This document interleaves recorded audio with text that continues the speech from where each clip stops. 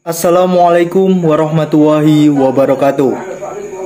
Sebelumnya, perkenalkan nama saya Ekvian Pralasda, NIM 2020-120-43 dari kelas akuntansi 3A. Di sini saya akan membahas mengenai materi dari mata kuliah komunikasi bisnis, yaitu tentang komunikasi lisan. Dosen pengampu Bapak Febra Robianto SE MSI AKT.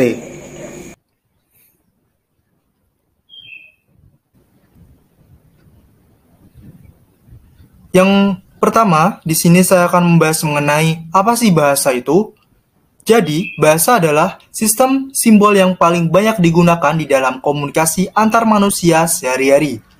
Oleh karena itu, keterampilan komunikasi lisan, ya atau berbicara dan mendengarkan, dan komunikasi tulisan atau menulis dan membaca sangatlah penting. Keempat kegiatan komunikasi tersebut membutuhkan keterampilan tertentu yang tidak semua orang bisa melakukannya. Pokok bahasan ini mempelajari berbagai prinsip, teori, permasalahan, faktor-faktor tertentu, dan kiat-kiat tertentu tentang keempat keterampilan dasar komunikasi tersebut. Komunikasi lisan, tulisan. Yang pertama, manusia lebih banyak melakukan komunikasi lisan, yaitu berbicara dan mendengarkan, dibandingkan komunikasi tulisan, yaitu menulis dan membaca. Hal tersebut menurut Barkett et al. Tahun 1981 dalam Tubes and Moss 1997. Yang kedua adalah komunikasi menyampaikan lebih membangkitkan dibandingkan dengan menerima. Hal tersebut menurut Cranet et al. Dalam Tubes and Moss 1997. Kita bisa lihat dalam diagram persentase berikut. Di dalam diagram tersebut, kita bisa lihat persentase terbanyak yaitu adalah mendengarkan, dengan total persentase 53%, dibandingkan dengan membaca hanya 17%, berbicara 16%, dan menulis 14%. Di dalam perilaku membangkitkan, ada beberapa urutan. Yang pertama yaitu adalah berbicara, yang kedua menulis, urutan ketiga mendengarkan, dan urutan keempat yaitu adalah membaca. Jadi di sini kita bisa lihat urutan yang paling banyak dilakukan oleh manusia atau orang itu lebih suka berbicara dibanding yang lainnya.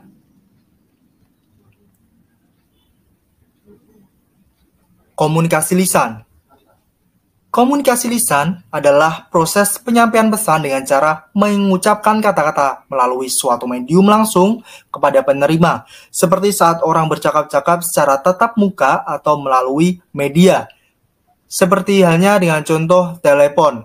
Dan sekarang juga kita bisa melakukan melalui WhatsApp, itu bisa juga dengan menggunakan voice note atau juga yang lainnya.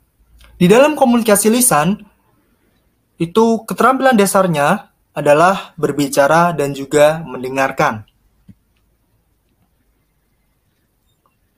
Komunikasi lisan di dalam komunikasi antar manusia. Komunikasi lisan merupakan keterampilan berkomunikasi yang pertama kali dipelajari manusia. Yang kedua, komunikasi lisan merupakan era paling awal komunikasi antar manusia setelah era isyarat dan lambang.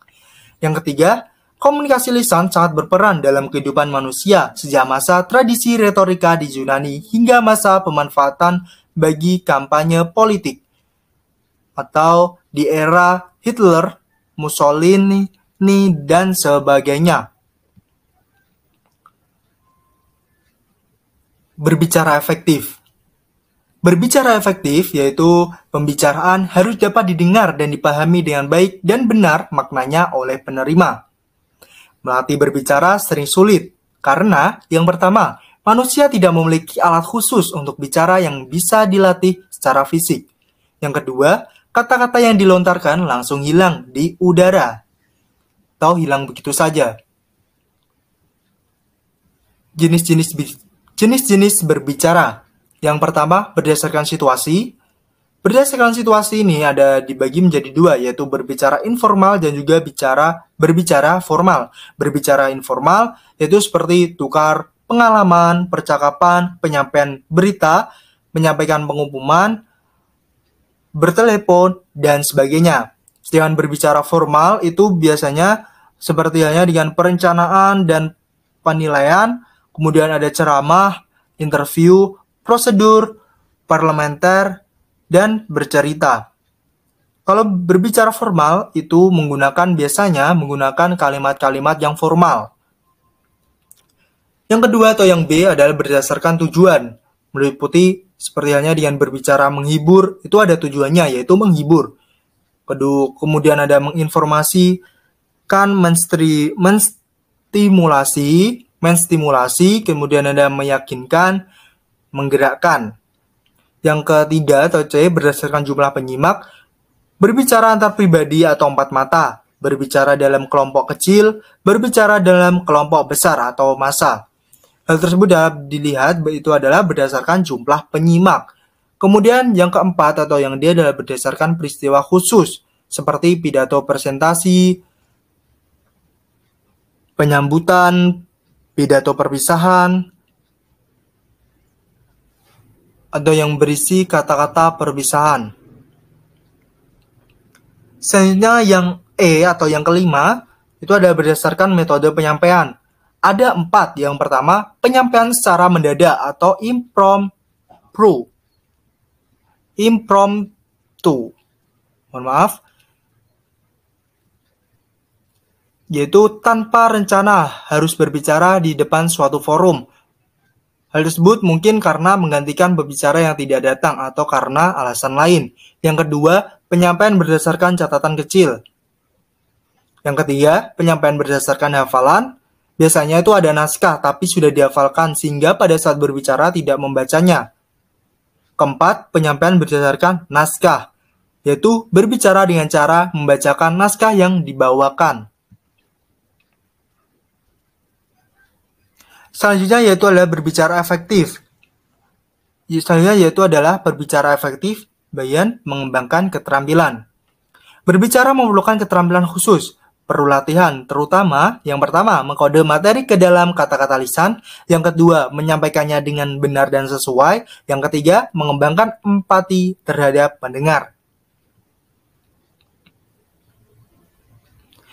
Selanjutnya yaitu tentang teknik berbicara efektif. Ada 6. Yang pertama, bahasa. Bahasa yang digunakan harus efektif, tata bahasanya benar, dan juga kosakata atau variasi. Yang kedua, materinya juga harus jelas, sesuai, dikenal, minat, terasosiasikan. Yang ketiga, cara atau gaya berbicara. Itu dapat dilihat dari pengucapan, penampilan, dan juga gerak-gerik. Yang keempat, penampilan berbicara itu seperti halnya dengan postur tubuh, pakaian, dan perhiasan, serta gerak-gerik juga. Yang kelima yaitu hubungan dengan pendengar. Kita itu harus mengenal, melibatkan, tidak mendominasi, serta menghargai. Yang keenam, suasana pembicaraan, yaitu membangun keakraban sesuai tujuan dan juga sesuai lingkungan. Jenis-jenis mendengarkan menurut Tubbs and Moss tahun 1997 itu ada 4. Yang pertama, mendengarkan yang menyenangkan atau pleasurable listening itu ketika bercakap-cakap seperti halnya dengan bercanda, mendengarkan hiburan di radio dan nonton televisi. Karena hal tersebut itu pada umumnya itu adalah suasananya ketika mendengarkan itu adalah menyenangkan. Yang kedua adalah mendengarkan secara diskriminatif, yaitu fokus mencari informasi tertentu, misalnya pada saat kuliah. Yang ketiga, mendengarkan secara kritis, yaitu biasanya sambil aktif menelisik, mengevaluasi, mencari benar atau salahnya, kekuatan atau kelemahannya, misalnya itu di dalam sidang pengadilan.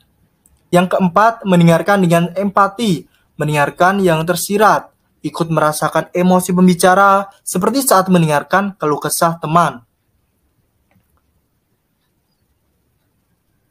Selanjutnya yaitu mengenai hambatan mendengarkan dan juga mengefektifkan mendengarkan. Yang pertama yaitu ada hambatan mendengarkan. Menurut De Vito 1997, itu ada 6. Yang pertama, sibuk dengan diri sendiri. Hambatannya, itu biasanya sibuk hal lain yang tidak berhubungan. Seperti memainkan rambut, menggambar, atau bermain HP, dan lain sebagainya. Yang kedua, sibuk dengan urusan eksternal. Seperti halnya dengan memikirkan yang tidak ada di tempat mendengarkan. Contohnya adalah melamun. Ketiga, mempertajam atau sharpening, yaitu hanya memperhatikan hal-hal tertentu.